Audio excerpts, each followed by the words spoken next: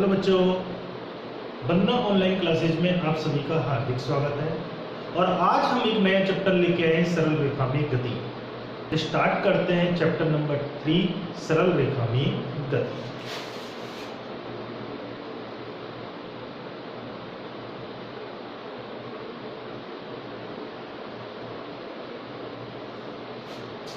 Clear? अब इसके अंदर सबसे पहले हम पढ़ते हैं यांत्रिकी, मैकेनिक्स। मैकेनिक्स है क्या?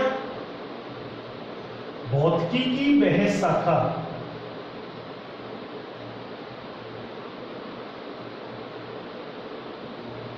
जिसमें निकाय की गति और निकाय की गति के कारण इन दोनों का क्या करते हैं? अध्ययन। उसी क्या कहते हैं? यांत्रिकी।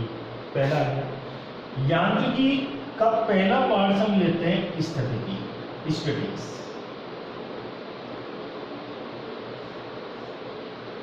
क्या लेते हैं? स्थितिकी। इसमें निकाय की स्थिर अवस्था का अध्ययन करना है। निकाय बोल दो, पिंड बोल दो, वस्तु बोल दो, कौन सी अवस्था का अध्ययन करना है? स्थिर।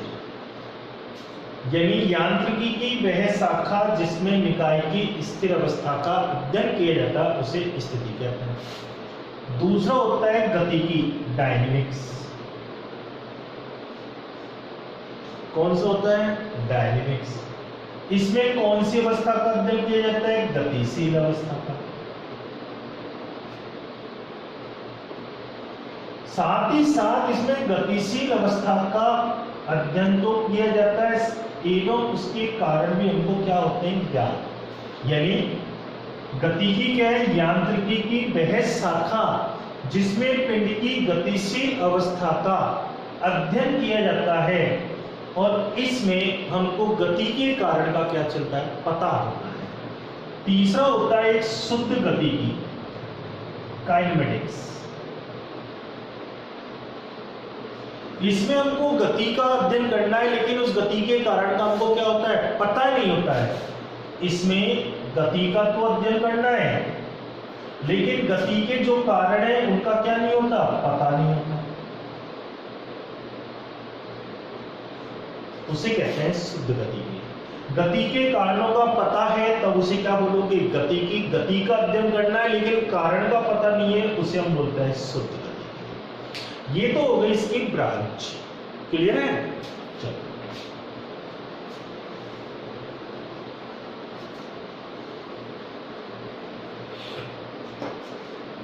फिर आप क्या आता है? निर्देश तंत्र, कोऑर्डिनेट सिस्टम। ये निर्देश तंत्र है क्या?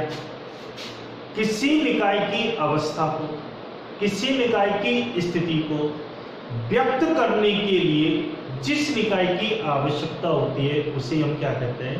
निर्देश तंत्र कहते हैं। किसी निकाय की अवस्था को, किसी निकाय की स्थिति को व्यक्त करने के लिए जिस निकाय की आवश्यकता होती है उसे निर्देश तंत्र के नाम से जाना जाता है। निर्देश तंत्र आपका हो गया। अब निर्देश तंत्र होता क्या है? देखो, निर्देश तंत्र ये, निर्देश तंत्र में कितने अक्ष होते हैं हमारे? 3, X, Y, Z। तीनों अक्ष, चाहे आप X, Y, Z, तीनों एक दूसरे के क्या होते हैं? लंबवत। क्या होते हैं? लंब। जिस बिंदु पर ये मिलते हैं उसको बोलते हैं निर्देश बिंदु। क्या बोलते हैं? निर्देश बिंदु। उस बिंदु को हम बोलते हैं मूल बिंदु, जिसके कोऑर्डिनेट्स यानी निर्देशांक क्या होते हैं? ट्रिपल। क्योंकि इस बिंदु पर कण की स्थिति x में भी दूरी 0 है, y में भी 0 और z के सापेक्ष भी 0। ये कोई कण ले लिया मैंने P, जिसकी स्थिति को दर्शाना है। हमेशा स्थिति को निर्देश तंत्र के मूल बिंदु के सापेक्ष हम व्यक्त करते हैं। अब ये P बिंदु की स्थिति x पर भी निर्भर है, y पर भी निर्भर है, z पर भी निर्भर है। यानी x के सापेक्ष दूरी चेंज हो सकती है, y के सापेक्ष भी हो सकती है और z, क्योंकि z कैसे होता है, इस टाइप से होता है। ये लिटा रखा है, होता कैसा है, लंबवत है। यानी ये कोण भी 90 है, ये भी 90 है, ये भी 90 है। तीनों एक दूसरे के इसमें क्या होते हैं, लंबवत। और किसी कण की स्थिति को किसके सापेक्ष दर्शाते हैं, मूल्य। यदि x, y, z ये तीन निर्देशांक हैं, यदि इनमें समय के साथ क्या होता है, परिवर्तन, क्या हो रहा है, परिवर्तन, तब तो निकाय कौन सी अवस्था में, गतिशील। कौन सी अवस्था में, गतिशील। और यदि इनमें परिवर्तन नहीं हो रहा, समय तो बढ़ रहा है लेकिन जैसा है वैसे ही, x से दूरी है, y से, z से, यदि तीनों में परिवर्तन नहीं होता है तो वो कौन सी अवस्था है, स्थिर अवस्था। यदि परिवर्तन हो रहा है तो वो गतिशील है, यदि परिवर्तन नहीं हो रहा है तो वो कौन सी अवस्था कहलाती है, स्थिर अवस्था। चलिए समझते हैं इसको भी। देखिए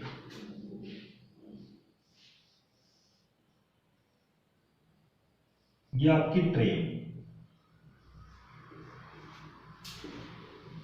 मान लो ट्रेन ले लें, बस ले लें, इसके अंदर सीट है, ये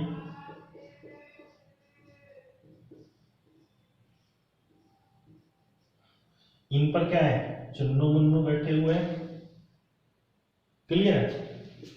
बाहर ये प्लेटफॉर्म पर उनका तीसरा फ्रेंड है, गुन्नू। इनिशियली प्लेटफॉर्म पर वो है, ट्रेन भी कौन सी अवस्था में, प्लेटफॉर्म पर आ चुकी है, और वो कौन सी अवस्था में, स्थिर है। क्या होगा, इसको नाम दे देते हैं चुन्नू मुन्नू को, ए और बी, और इसको नाम दे दिया हमने सी। तो सी को ए और बी दोनों कैसे दिखेंगे, स्थिर। ए को बी और सी स्थिर दिख रहे हैं, और बी को भी ए और सी स्थिर दिख रहे हैं। क्लियर है, ये तो पहला स्टेप हो गया।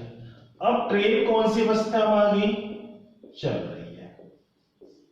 ध्यान समझना, ट्रेन चल रही है लेकिन ये प्लेटफॉर्म पर खड़ा हुआ है। सी को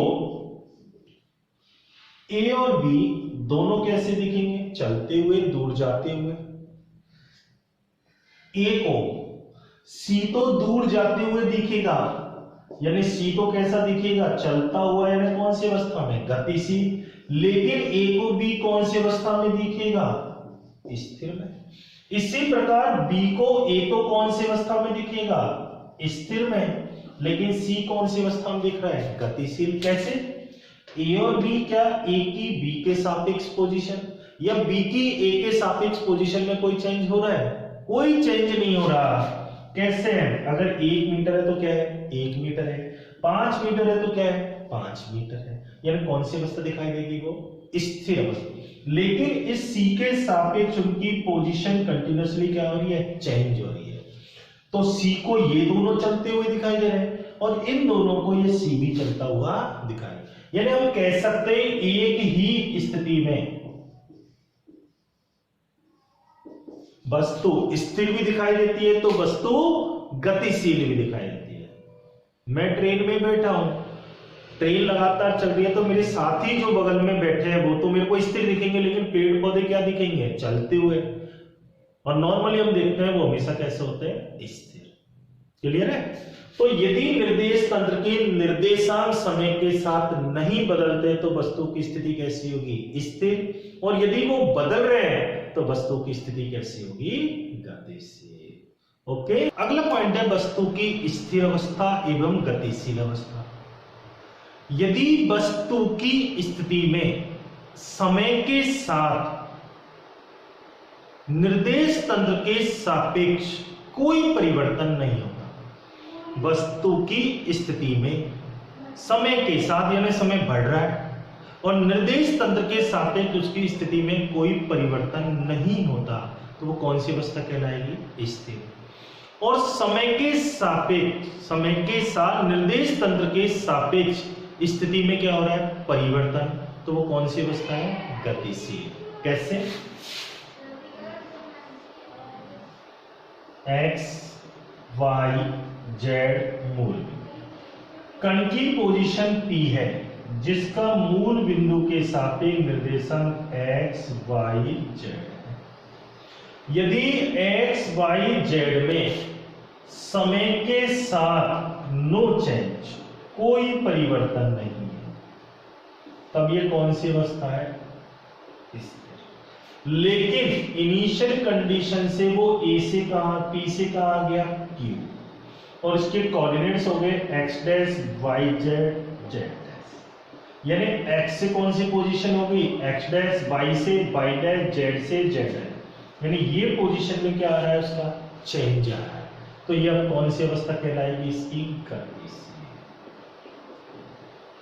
यदि निर्देश तंत्र के सापेक्ष निकाय की स्थिति में यानी निर्देशांकों में कोई परिवर्तन नहीं हो रहा है तो वो कहलाती है स्थिर अवस्था।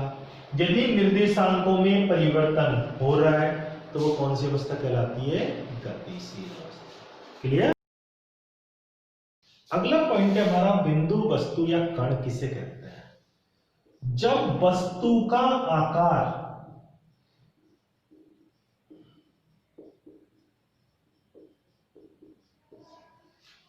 वस्तु द्वारा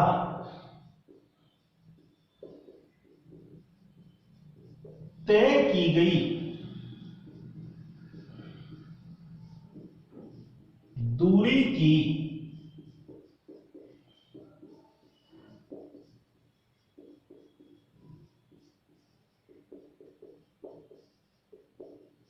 क्या होता है? नगण्य होता है, बहुत ज्यादा कम होता है, तब वस्तु को बिंदु वस्तु या कण के नाम से जानते हैं। मान लीजिए आप इस घर से चलते हो अपने, और कहां जाना है आपको? अपनी स्कूल, जो लगभग 1 किलोमीटर दूर है। यहां आपकी साइज दिख रही है मेरे को अप्रोक्स 2 मीटर, 6 फीट मान लें, 2 मीटर छोड़ो, फीट में समझो, 6 फीट है।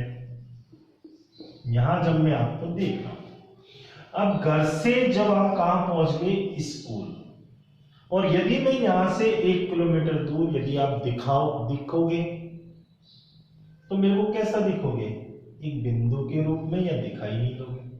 तो अब आपकी साइज क्या होगी? बहुत ज्यादा छोटी होगी। तो इस कंडीशन में इसे क्या कहते हैं? बिंदु वस्तु।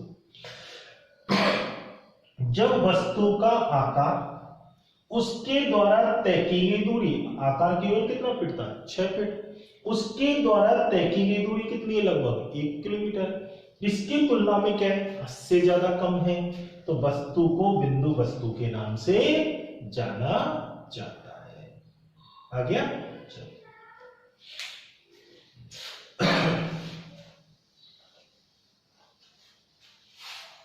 अच्छा, किसी भी वस्तु की स्थिति को, किसी भी वस्तु की स्थिति को हमेशा किसके सापेक्ष दर्शाते हैं? मूल बिंदु, जिसके कोऑर्डिनेट्स क्या होते हैं? 00। क्या होते हैं? 00। ये हमने लिया मूल बिंदु। क्या लिया? मूल बिंदु। यदि हम राइट हैंड साइड में दूरी मेजर करेंगे, पोजीशन को मेजर करेंगे, हमेशा ध्यान रखना कैसी होगी? वो पॉजिटिव। जबकि लेफ्ट हैंड साइड में हमेशा कहां होगी? उसके नेगेटिव। अपवर्ड डायरेक्शन में हमेशा पोजीशन कैसी होगी? पॉजिटिव। और डाउनवर्ड डायरेक्शन में हमेशा पोजीशन कैसी होगी? नेगेटिव। ये आपको क्या रखना है? ध्यान रखना है।